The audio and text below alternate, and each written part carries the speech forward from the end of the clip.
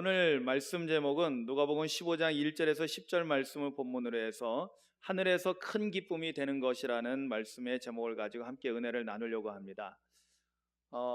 여러분, 우리가 세상에서 살면서 여러 가지 기쁜 일이 있고 또 때로는 슬픈 일도 경험하기도 합니다.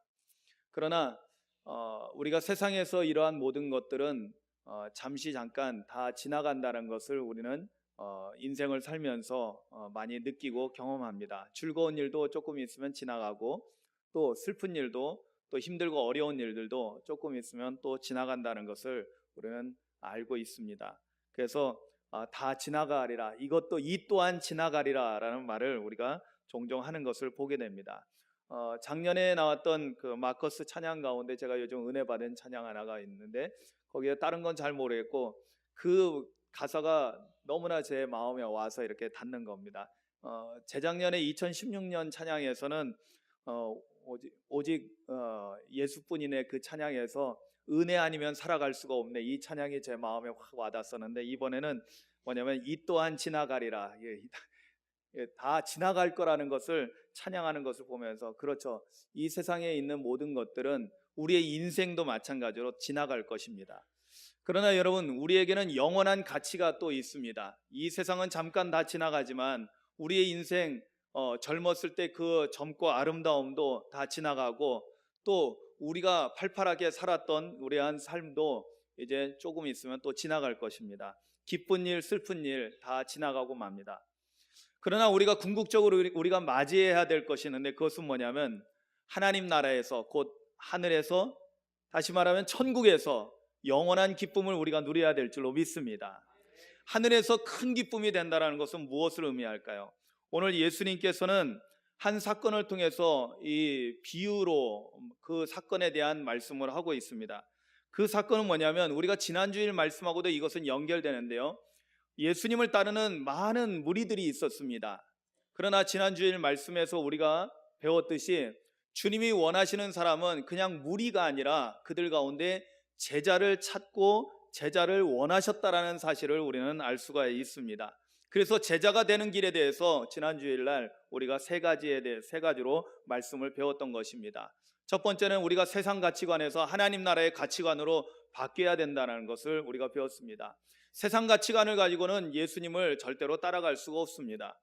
여러분, 제가 목사가 됐다는 것은 세상 가치관을 내려놓고 하나님 나라의 가치를 붙잡았기 때문에 저도 목사가 될 수 있었던 것입니다. 그리고 두 번째는 나의 자아가 나의 십자가에서 죽어야 하지만이 예수님이 내 안에서 살아나시고 예수님 중심의 삶을 살아가는, 그래서 포기하지 않고 온전히 주님을 끝까지 따라가는 제자의 삶을 살아갈 수 있다라고 배웠습니다.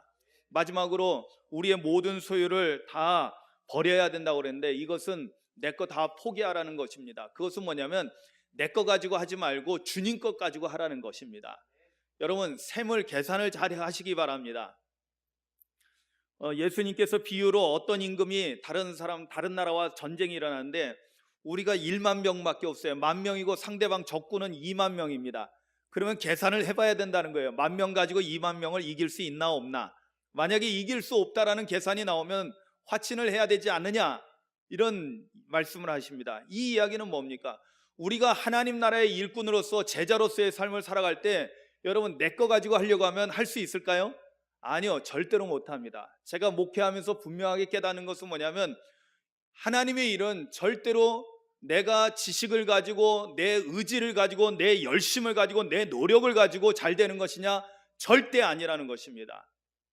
내 거 가지고는 할 수 없다라는 것입니다. 그럼 어떻게 해야 됩니까? 내 거가 아니라 주님 거 가지고 하는 것입니다. 아멘. 여러분 보세요, 종이 자기 거 가지고 일을 합니까? 주님 거 가지고 일하는 것입니다. 아멘이죠. 그런데 놀라운 사실은 주님이 내게 주신 것을 가지고 우리가 일하면은요, 하나님의 능력으로 일하게 되는 것입니다. 하나님의 놀라우신 전능하심이 나타나고 하나님의 위대한 역사들, 곧 기적이 나타나는 것입니다. 사실 우리가 생각할 때는 기적이지만 하나님께는 그건 아무것도 아닙니다. 그런데 이러한 하나님의 것을 갖게 되기 위해서는 뭘 해야 되느냐? 내 것을 포기할 줄 알아야 된다는 것입니다. 그것은 무엇을 의미하냐면 선한 청지기로서의 삶을 살아가는 삶의 자세를 말합니다. 하나님께서 나에게 맡겨주신 거라는 것, 이것을 우리가 먼저 인식하고 내 것처럼 쓰는 것이 아니라 주님 것처럼 주님 것을 잘 관리하고 사용할 때 우리가 진정한 제자가 된다는 것입니다. 자, 이렇게 주님께서 말씀하실 때 여러분, 무리들 가운데는 어떤 종류의 사람들이 있었냐면, 오늘도 등장하지만 바리새인과 서기관들 같이 예수님 말씀에 대해서 이것저것 책 잡으려고 하는, 꼬투리를 잡으려고 하는, 예수님이 수상한 말을 하지 않나, 이 사람이 도대체 어떤 사람인가 조사하기 위해서 온 사람들이 있습니다. 여러분, 이런 사람들은 은혜 받을 수 있을까요? 아니요, 은혜 받을 수가 없습니다. 반면에 여기 세리와 죄인들이 말씀을 들으러 가까이 나왔다는 것입니다. 여러분, 어떤 사람들이 은혜를 받게 될까요? 말씀을 사모하고 은혜를 사모하는 사람들이, 그래서 주님께로 가까이 나와오는 자들이 하나님의 은혜를 더 잘 받게 된다는 것을 깨닫기를 주님의 이름으로 축원합니다. 아멘이죠. 그래서 우리가 가능하면 예배 때 앞으로 자꾸만 더 가까이 나오셔야 됩니다. 여러분, 물리적인 거리도 중요합니다. 왜냐하면 자꾸 뒤로 가면 안 됩니다. 여러분, 앞으로 나오시기를 주님의 이름으로 축원합니다. 잘 되는 교회는요, 앞으로 사람들이 나와서 앞자리가 사람이 많은 거예요. 안 되는 교회는 점점 다 뒤로 후퇴합니다. 그래서 자꾸만 뒤로 나가서 결국에는 문 밖으로 나가버립니다. 여러분, 우리 오산교회는 그런 분이 하나도 없기를 주님의 이름으로 축원합니다. 날마다 하나님의 은혜를 사모해서 앞으로 더 가까이 나오는, 그래서 여기 우리 찬양대가 더 소중합니다. 어쨌든 목사님하고 더 가까이 있는 게 수지 맞은 겁니다. 여러분, 우리가 예전에 보면 복싱 같은 거 이렇게 한참 막 유행할 때 보면요, 링사이드 바로 딱 잘못 맞아가지고 코피가 딱 나오면 피가 탁 튈 정도로, 그 정도 가까운 거리에 있는 사람들은, 여러분, 거기는 값이 더 쌀까요, 비쌀까요? 엄청 비쌉니다. 그리고 저 멀리 제일 뒤쪽에는 제일 싼 거죠. 여러분, 우리가 공연에 가도 마찬가지입니다. 가까이 있는 자리는 로열석입니다. 가장 좋은 석입니다. 여러분, 우리가 그런 거 구경 갈 때는 앞자리에 앉으려고, 비싼 자리 돈이 없어서 못 앉지, 돈만 된다면 앞자리에 앉아서 보고 싶어 합니다. 그런데 왜 주님 앞에 나오는 것은 왜 이렇게 엉덩이를 자꾸만 뒤로 빼십니까? 여러분, 은혜를 사모하고 주님 앞으로 더 가까이 나오시기를 주님의 이름으로 축원합니다. 왜냐? 이런 세리와 죄인들이 오히려 주님 말씀을 듣기 위해서 나왔기 때문에 은혜 받고 변화되는 삶을 살아갈 수 있게 되고, 그래서 주님이 원하시는 제자가 될 수 있다라는 사실입니다. 할렐루야. 여러분, 우리는 어떤 마음으로 왔던지 간에 오늘 말씀을 통해서 은혜 받고 우리의 삶이 변화되고 하나님의 은혜로 충만한 삶을 살아가는 우리 모두가 될 수 있기를 주님의 이름으로 축원합니다. 오늘 예수님께서는 세리와 죄인들이 주님 앞에 말씀을 들으러 가까이 나오니까 이것을 가지고 바리새인들과 서기관들은 아니나 다를까 수군거리고 투덜거렸습니다. 여기 수군거렸다는 것은 서로 비방했다는 것입니다. 거기에 대해서 불만을 말했다는 것입니다. 뭐라고 불만을 말하고 있습니까? 이 사람이 누구예요? 예수님을 가리키는 겁니다. 여러분, 이건 얼마나 나쁜 표현입니까? 여러분, 예수님은 랍비였습니다. 그들도 인정하는 랍비였습니다. 하나님의 말씀을 가르치고 병자를 가르치는 놀라운 하나님의 권능을 나타내는 분이었습니다. 그런데 이 바리새인들과 서기관들은 투덜거리면서 말합니다. 야, 이 사람이 말이야, 죄인들을 영접하고 죄인들하고 같이 지내네. 이 얘기 속에는 뭐가 있냐면, 이 사람도 죄인하고 같이 있으니까 오염됐다라는 것입니다. 같이 더러운 자가 됐다라고 생각을 하고 있는 것입니다.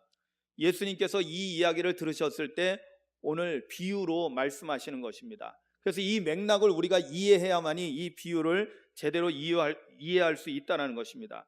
오늘 우리가 이 본문은 10절까지 보았는데요, 물론 그 뒤에 나오는 세 번째 비유도 있습니다. 그러나 세 번째 비유도 같은 맥락에 있지만 더 중요한 의미를 갖고 있기 때문에 다음 주에 보기로 하고, 오늘은 이 잃은 양을 찾는 목자의 비유와 그리고 한 드라크마를 잃어버린 한 여자에 대한 비유를 가지고 함께 말씀을 나누려고 합니다.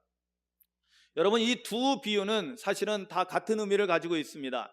뭐냐면 99마리, 100마리의 양을 키우는 한 목자가 있었는데 어느 날 일을 마치고 돌아가려고 보니까 숫자를 세어보니 100마리가 아니라 99마리인 것입니다. 한 마리가 없어진 것입니다.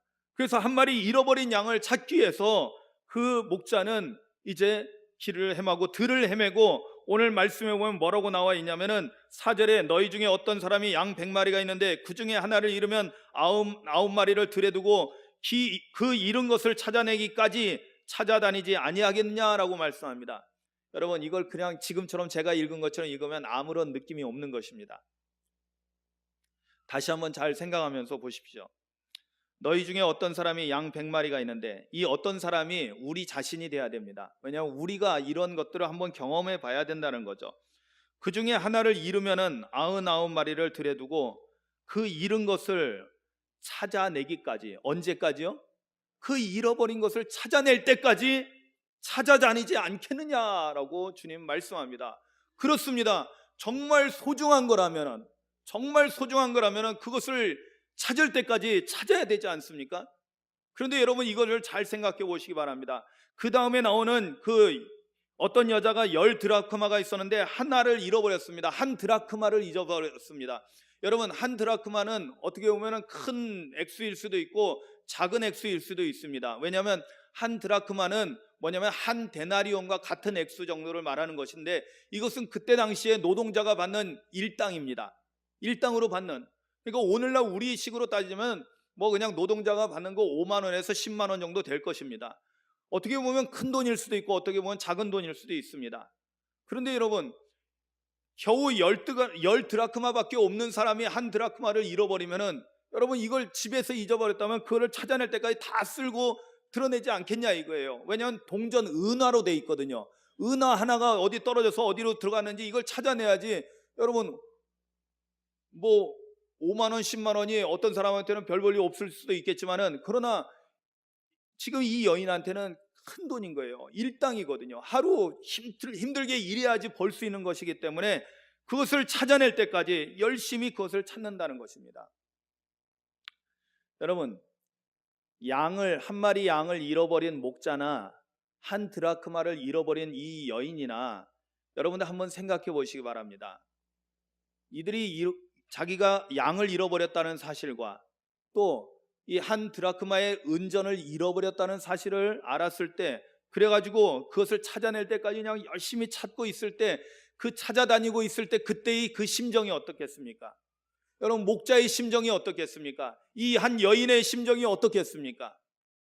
뭐 기쁘고 즐겁게 찾겠습니까? 아닙니다. 슬픔으로, 또한 안타까움으로 이것을 찾고 있었을 것입니다. 뭔가 소중한 것을 잃어버린다는 것은 이건 보통 일이 아닙니다. 그런데 여러분, 반대로 그 잃어버렸던 것을 우리가 찾다가 다시 그것을 되찾았을 때 그 기쁨은 그 슬픔과 안타까움에 반비례해가지고 더 크게 우리에게 올 줄로 믿습니다. 그렇다면 이 비유를 보면서 우리가 생각해야 될 것은요, 사실은 비유의 내용은 간단합니다. 그런데 중요한 것은 뭐냐면, 지금 이 비유로 말씀하고 있을 때 잃어버린 목자와 한 드라크마를 잃어버린 그 여자의 심정을 우리가 헤아려 보는 것입니다. 얼마나 놀라고 얼마나 슬프고 얼마나 안타까운 마음을 가지고 있었을까. 그러다가 다시 찾았을 때 얼마나 기쁘고 즐거웠을까. 할렐루야. 그래서 오늘 성경에 보니까 어떻게 해요? 혼자만 기뻐할 수 없어가지고 그 벗들과 친구들과 이웃들을 불러가지고 잔치를 벌인 것입니다. 정말로 너무나 기쁨이 컸던 것입니다. 슬픔이 큰 대신, 안타까움이 컸던 대신 그만큼 기쁨이 컸다라는 것입니다. 오늘 여러분, 이 비유의 의미를 살펴보면 간단합니다. 여기서 잃은 양은 바로 바리새인들과 서기관들이 지적하고 있던 바로 그 죄인들을 의미하는 것입니다. 죄인들. 여기 보면 예수님께서 모든 세리와 죄인들이 말씀을 들으러 가까이 나왔다는 말씀 가운데 그들을 영접해서, 모든 세리나 죄인이나 다 같은 말입니다. 세리나 창기는 그때 당시에 가장 나쁜 죄인으로 취급받던 사람들이었습니다. 다 통칭 죄인이라고 할 수 있습니다. 이 죄인들을 예수님은 그들을 맞이해서 그들에게도 하나님의 말씀, 천국 복음을 잘 전해주셨던 것입니다. 오늘 1절에 나오는 이 모든 세리와 죄인들이 바로 이런 양을 의미한다는 것입니다. 그리고 잃어버린 드라크마를 의미한다는 것입니다. 여러분, 한번 생각해 보십시오. 잃은 양을 찾는다는 것은, 그렇죠, 유목민에게 있어서는 가축은 재산이거든요. 너무나 소중한 재산입니다. 그리고 재산 이상의 큰 의미를 가지고 있습니다. 그들은 가축들과 함께 거의 동고동락하면서 생활을 하기 때문에 어떻게 보면 우리가 옛날에 황소 한 마리 키우면, 송아지 키우면 우리 가족처럼 여겼던 것처럼, 그 가축들은 이들에게, 목자에게 있어서는 가족이나 다름없는 그런 존재들이었거든요. 하나의 생명이잖아요. 그러니까 너무나 귀하게 여겼던 것입니다. 그런데 여러분 생각해 보십시오. 드라크마는 어떻게 보면, 제가 아까 자꾸 표현했지만 큰 돈일 수도 있지만 뭐 잃어버려도 크게 뭐 우리 인생에 큰 지장을 주는 아주 큰 돈은 아니라는 것입니다. 그런데 여러분 보세요. 여러분들도 한번 생각해 보시기 바랍니다. 만약에 여러분들이 다이아몬드 1캐럿까지 갈 거 없겠죠. 한 2부 정도 되는 다이아몬드를 잃어버렸다고 생각해 보세요. 집에서 떨어졌어요. 혹시 다이아몬드 가지고 계신 분들이 있나요? 여러분, 다이아몬드가 반지에 있던 것이 톡 떨어져 가지고 없어졌어요입니다. 여러분 어떻게 하겠어요? 에이 까짓거 뭐 하고 그냥 청소기로 빨아들여서 그냥 없애버리겠습니까? 아닙니다. 찾아야 됩니다. 요즘은 시세가 얼마가 되는지 몰라도 2부 다이아몬드라면 그래도 꽤 가격이 나갈걸요? 그죠? 그러면 어떻게 해요? 그걸 찾아내야 되잖아요. 여러분, 사실은 그거 없어도 우리가 뭐 죽지는 않습니다. 그런데 우리가 그 정도만 돼도, 뭐 한 돈 10만 원짜리가 된다 해도 우리가 그냥 나 그냥 뭐 없어도 그만이야 하고 그러지 않습니다. 그걸 찾기 위해서 얼마나 애를 쓰겠냐 이겁니다. 여러분, 드라크마를 찾는다는 것도 마찬가지입니다. 드라크마를 찾는다는 것은 그렇게 아주 비싼 건 아님에도 불구하고 그 여인에게는 너무나 소중한 거기 때문에 그걸 찾아낼 때까지 안타까운 마음을 가지고 열심히 찾는다는 것입니다. 여러분, 하물며 이것이 비유하고 있는 대상이 누구예요? 한 영혼이라는 것입니다. 여러분, 죄인은 누굽니까? 바로 사람을 의미하는 것입니다. 한 사람의 가치를 우리가 무엇으로 비교할 수 있겠습니까? 드라크마, 100드라크마, 1000드라크마, 10,000드라크마? 아니요, 그것으로 헤아릴 수 없는 어마어마한, 천하보다 귀한 영혼 아닙니까? 아멘이죠. 여러분, 여러분들의 생명을 무엇이랑 바꿀 수 있겠습니까? 만약에 여러분들 생명 내놓으라고 누가 100억을 주면 여러분 여기 얘다 가져라 하고 여러분 목숨을 내놓겠습니까? 여러분, 천하를 얻고도 목숨을 잃으면 다 소용이 없다고 했는데 그게 무슨 의미가 있겠습니까? 그런데 우리가 보면은 한 드라크마를 잃어버려도 우리는 그것을 찾아내기 위해서 애쓴다라는 것입니다. 여러분, 그렇다면 한번 생각해 보시기 바랍니다. 천하보다 귀한 한 영혼을 우리가 잃어버렸던 것을 생각해 보시기 바랍니다. 그렇다면 여기서 목자나 이 여자는 누구를 의미할까요? 여러분, 목자나 여자는 누구를 의미하냐면은 바로 예수님께서 이 비유를 말씀하신 것은 에스겔 34장에 있는 한 이야기를, 그 선지자의 이야기를 그대로 인용하고 있는 것으로 여러분들 깨닫기를 주님의 이름으로 축원합니다. 에스겔 34장 7절 이하에 보면은 거기 잃어버린 양에 대해서, 이스라엘 백성들이 하나님께서 잃어버린 양들을 어떻게 찾는가에 대해서 말씀하고 있는 대목이 오늘 이 비유의 내용하고 병행하면서 나타나고 있는 것을 보게 됩니다. 그냥 제가 간단하게 보여주면 이렇습니다. 에스겔서 34장 16절에 보면은 이런 말씀이 나옵니다. 그 잃어버린 자를 내가 찾으며 쫓기는 자를 내가 돌아오게 하며 상한 자를 내가 싸매주며 라고 말씀합니다. 여기 그 잃어버린 자를 내가 찾는다고 해서 이 내가는 누굴까요? 여러분, 그 위에 올라가면은 이런 말씀이 나옵니다. 11절에 주 여호와께서 이같이 말씀하셨느니라. 누가 말씀하신다고요? 주 여호와, 곧 하나님께서 말씀하십니다. 뭐라고 말씀하시느냐? 나, 곧 내가, 즉 여호와께서, 하나님께서 내가 내 양을 찾대라고 말씀합니다. 지금 에스겔 선지자가 예언하고 있는 그때는 이미 이스라엘이 망해버린 때입니다. 바벨론의 포로가 된 때입니다. 그들은 하나님 앞에 불순종하고, 그래서 그들은 망하고 말았던 것입니다. 그들은 다 죄인이 되고 말았던 것입니다. 그래서 그들은 포로로 끌려갈 수밖에 없었던 것입니다. 그런데 하나님께서는 뭐라고 말씀하시느냐? 내가 내 양을 다시 찾아내겠다라고 말씀하시는 것입니다. 그러면서 그 잃어버린 자를 내가 찾겠다라고 16절에서 말씀하고 있는 것입니다. 그렇습니다. 잃은 양은 누구냐? 내 양은 누구냐? 바로 잃어버린 하나님의 백성들을 말하는 것입니다. 여러분, 이 세상 모든 사람들은 죄인입니다. 우리를 포함해서 모든 사람은 죄인입니다. 여러분, 우리도 다 죄인이었습니다. 아멘이죠. 우리가 예수 그리스도의 십자가 공로로 죄 사함을 받았기 때문에 이제는 우리가 용서받은 죄인이 되었습니다. 할렐루야.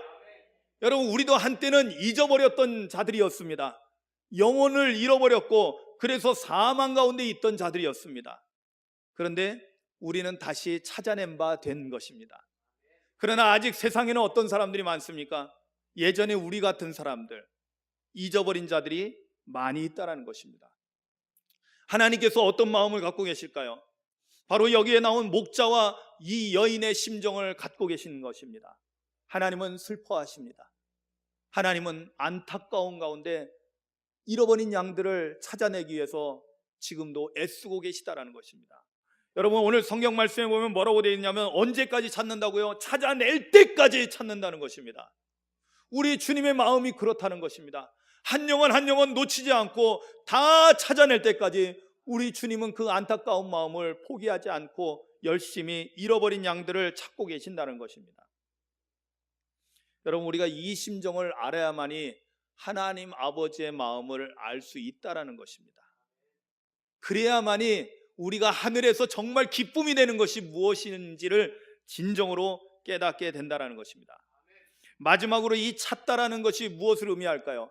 여러분, 가장 중요한 것은, 여기서 중요한 것은 잃어버린 것, 그것은 기정사실입니다. 이미 여러분, 이 세상에 많은 사람들이 죄를 범하였을 때, 죄인 가운데 있을 때 이들은 잃어버린 양들입니다. 여러분, 우리도 한때는 잃어버렸던 자들이었습니다. 할렐루야. 지금은 우리는 예수 그리스도를 통해서 발견된 자고 이제 우리는 구원받은 하나님의 백성이 됐습니다. 여러분, 여기서 잃어버린 자를 찾다라는 것은 무엇을 의미하냐면, 여기서 에스겔서 34장 16절과 22절 말씀을 이렇게 같이 맥락을 이어보면 이렇게 나옵니다. 아까 16절에서는 그 잃어버린 자를 내가 찾는다라고 말씀하셨는데 22절에 가서는 이렇게 말씀합니다. 그러므로 내가 내 양떼를 구원하여 그들을 다시는 노략거리가 되지 아니하게 하고 양과 양 사이에 심판하리라. 아멘. 어떻게 하신다고요? 내가 내 양떼를 구원하겠다. 할렐루야. 여러분, 여기서 찾아낸다라는 것은 뭐냐면 바로 구원한다라는 의미입니다.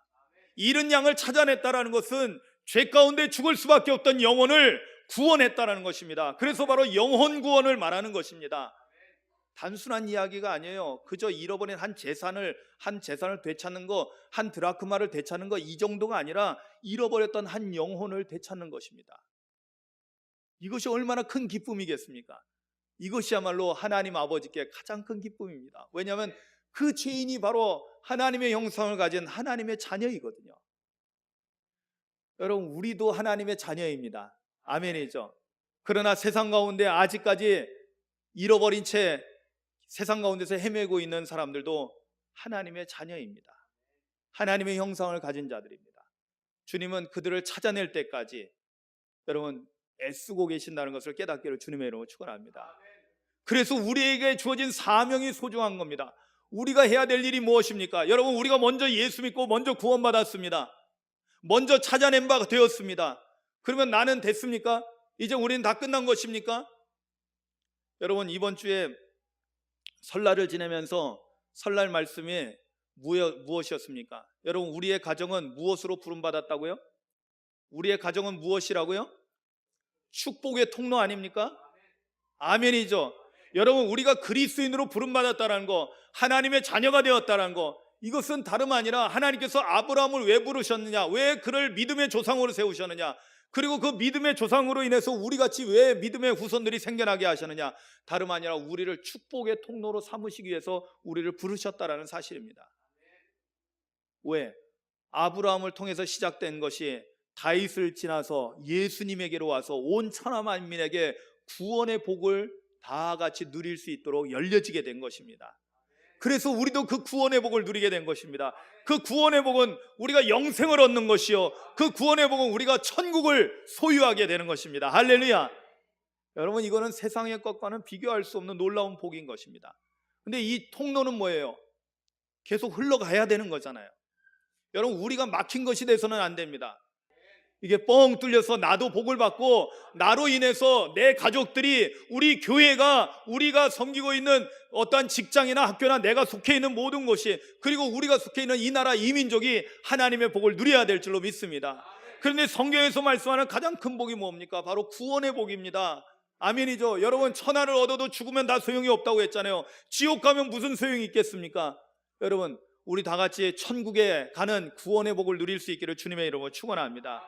그러기 위해서 우리가 어떻게 해야 될까요? 여러분, 이 찾아낸다라는 것은 첫 번째는 구원한다라는 의미가 있지만 또 하나 중요한 의미가 있습니다. 오늘 본문에서 말씀하는 것 7절과 10절에서 마지막 예수님께서 이 비유에 대해서 말씀하시면서 이렇게 말씀합니다. 이와 같이라는 것은 뭐냐면 잃었던 양을 찾는 것 같이, 잃었던 드라크마를 찾는 것 같이라는 뜻입니다. 그렇습니다. 이처럼 잃었던 것을 내가 다시 찾으면 어떻게 된다는 겁니까? 그것이 뭡니까? 이와 같이 죄인 한 사람이 회개하면, 아멘. 그러면 이와 같이 찾아낸다는 것이 무슨 뜻일까요? 바로 회개하는 것을 말하는 것입니다. 여러분, 죄인 한 사람이 회개하면 이것이 잃었던 자를 되찾는 것인데, 회개하면 어떤 일이 일어난다고요? 하늘에서는 회개할 것 없는 의인 99으로 인하여 말미암아 기뻐하는 것보다 더 큰 기쁨이 있을 거라는 것입니다. 할렐루야. 여러분, 오늘 이 말씀을 통해서 우리가 깨달아야만 합니다. 뭐냐면 구원이 시작되는 것은 어디로부터 시작되냐면 하나님으로부터 시작되는데요, 하나님께서 어떻게 구원을 시작하셨냐면 우리를 구원하시기 위해서 무슨 일을 행하셨습니까? 이 땅에 독생자 예수 그리스도를 보내주셨고, 그분이 우리를 대신해서 십자가에서 대속제물로 죽는 놀라운 역사를 행하셨습니다. 그래서 십자가 대속의 은혜로 말미암아 우리의 구원의 문은 열리기 시작한 겁니다. 그러니까 구원의 시작은 누구로부터 시작됐어요? 바로 하나님께서 예수님을 보내셔서 예수님이 십자가 대속제물로 죽으시는 그 놀라운 은혜로 말미암아 구원은 시작되었습니다. 그렇다면 구원은 어떻게 해서 완성이 될까요? 예수님이 십자가에서 죽으심으로 인해서 구원은 시작됐는데, 여러분, 그것으로 구원이 끝난 거 아닙니다. 여러분, 예수님께서 십자가에서 죽으신 사건으로 모든 인류가 다 구원받을 길은 열렸지만은, 그러나 우리가 현실을 보면 다 구원받지 않았습니다. 왜 그럴까요? 무엇이 필요할까요? 오늘 말씀에 답이 나와 있죠. 무엇이 찾아내는 거라고요? 그렇죠, 회개하는 것입니다. 여러분, 죄인이 회개할 때 주님으로부터 시작된 십자가 대속의 은혜로 시작된 구원이, 우리가 회개할 때, 한 죄인이 회개할 때 구원이 완성되는 것입니다. 할렐루야. 그러니까 여러분, 놀랍게도요, 하나님은 우리 인간에게 기회를 계속 주시는 거예요. 구원의 문을 활짝 열어놓으셨습니다. 그리고 우리 잃어버렸던 자들이 회개하면은 다시 되찾아지는 역사가 일어나고, 그로 말미암아 한 영혼이 구원받게 되니 그 구원의 완성으로 인해서 하나님 나라 천국에서는 잔치가 벌어지는 것입니다. 기쁨의 큰 잔치가. 그렇다면 여러분, 회개를 위해서는 우리가 무엇을 해야 될까요? 여러분, 한 가지 좀 조심해야 될 것은 뭐냐면, 여러분들이 잃어버린 한 마리 양이 되기를 원하십니까? 아니면은 99마리의 그냥 그저 그런 양이 되기를 원하십니까? 이 문제입니다. 여러분, 오늘 우리가 이 말씀을 들을 때 자칫 잘못하면은 지금 우리는 교회에 있으니까 99마리로 착각할 수가 있습니다. 정말 그럴까요? 여러분들 의인이라고 생각합니까? 죄인이라고 생각합니까? 여러분, 이건 굉장히 조심히 대답하셔야 됩니다. 당신은 의인입니까? 죄인입니까? 했을 때 우리 믿는 사람들은 뭐라고 대답해야 되냐면 죄인이라고 대답해야 돼요. 아멘? 여러분, 의인이에요? 죄인이에요? 죄인입니다. 여러분, 왜 그러냐면 우리를 의롭다고 인정하시는 분은 오직 하나님이십니다. 내가 의인이라고 말하는 게 아니라는 거예요. 그럼 나는 뭐라고 해야 될까요? 나는 하나님의 은혜로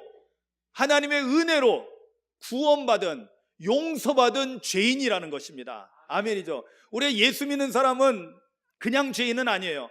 우리는 예수님의 십자가 대속의 은혜를 입었기에 은혜받은, 용서받은 죄인인 것입니다. 우리가 의인이라고 하면 안 되는 거예요. 이건 엄청난 착각인 거예요. 그러면 우리랑 바리새인이랑 다를 게 없는 것입니다. 예수님이 지금 문제되는 것은 뭐냐면, 예수님이 말씀하실 때 문제되는 사람들은 바로 바리새인들과 서기관들이에요. 자기들은 의인이라고 생각하고 세리와 죄인들은 저놈들은 죄인인데 예수님조차도 저들과 함께 하니까 저거 죄인하고 어울리는 저놈도 나쁜 놈 아니야 저거? 이런 생각을 하고 있었던 것입니다. 여러분, 우리도 그런 오류에 빠질 수 있다는 거예요. 언제? 우리가 스스로 의인이라고 생각하는 순간에. 그렇다면 우리는 어떤 생각을 해야 될까요? 여러분, 우리는 다 하나님 앞에서 늘 죄인입니다. 그렇기 때문에 우리는 늘 십자가가 필요한 것입니다. 여러분, 우리가 예배를 시작하면서 제일 서두에 우리가 꼭 해야 될 부분이 뭐냐면 하나님 앞에 다시 한번 참여하는 마음으로 나아가는 것입니다. 겸손하게 십자가 앞에 나아가는 것입니다. 왜? 내 의지와 내 노력으로 하나님을 만나는 것이 아니라 예수님의 십자가 대속의 은혜를 힘입어야만이 오늘도 우리는 하나님께로 더 가까이 나아갈 수 있기 때문인 것입니다. 그렇기 때문에 회개는 무엇부터 시작되냐면, 회개는 내가 죄인입니다라는 사실을 깨닫고 인정하는 것으로부터 시작됩니다. 하나님 앞에 나는 죄인입니다라고 고백하시기 바랍니다. 바로 그럴 때 하나님께서 우리를 긍휼히 여겨주시고 우리의 죄를 씻어주시고 우리를 하나님의 자녀로 세워주시는 것입니다. 그래서 구원이 완성되는 것입니다. 여러분, 오늘 이 하늘에서의 큰 기쁨이 되는 것은 다름 아니라 바로 한 영혼이 구원이 완성되는 것을 말하는 것입니다. 한 영혼의 구원이 완성될 때 그때 하늘에서는 더할 수 없는 큰 기쁨이요, 그래서 천국 잔치가 열리게 되는 것입니다.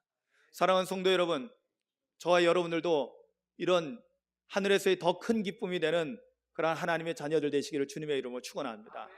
그러기 위해서는 우리도 오늘도 겸손히 나아가야 됩니다. 하나님, 나는 죄인입니다. 여러분, 제가 예수 기도를 알려드렸는데 예수 기도 속에서 늘 우리가 끊임없이 고백하는 것이 뭡니까? 주 예수 그리스도 하나님의 아들이시여 이 죄인을 불쌍히 여기소서. 여러분, 우리는 하나님 앞에 죄인입니다. 주님이 우리를 긍휼히 여겨주시지 않는다면, 십자가 대속의 은혜가 아니면 우리는 하나님께로 한 발자국도 나아갈 수가 없는 그런 존재입니다. 여러분, 오늘도 조용히 회개하면서 주님 앞에 나아가 하늘에서의 큰 기쁨을 주님도 누리시고 우리도 함께 누리게 되는 그런 놀라운 역사 있기를 주님의 이름으로 축원합니다. 우리 함께 조용히 말씀을 생각하며 기도합니다. 하늘에서의 큰 기쁨이 되기 위해서는 한 영혼이 구원받는 것. 그런데 구원이라는 것은 우리가 진심으로 하나님 앞에 나는 죄인입니다 자복하고 회개할 때 이 회개가 우리의 구원을 완성하고 그래서 하늘에서의 기쁨이 된다는 것을 배웠습니다. 한 영혼을 잃어버렸을 때 목자의 심정, 하나님 아버지의 심정을 우리가 헤아릴 수 있기를 소망합니다. 그리고 하나님께 가장 기쁨이 되는 우리의 삶이 되기를 소망하며 나아가기를 원합니다. 그것은 다름 아니라 내가 죄인이란 사실을 깨닫고 회개하는 심령으로 나아가는 것입니다. 오늘도 이 시간에 조용히 주님의 십자가를 바라오며 나의 죄를 자복하고 회개합니다. 주님, 나는 죄인입니다. 주님, 나는 죄인입니다. 이 죄인을 불쌍히 여겨 주옵소서. 고백하며 나아갑니다.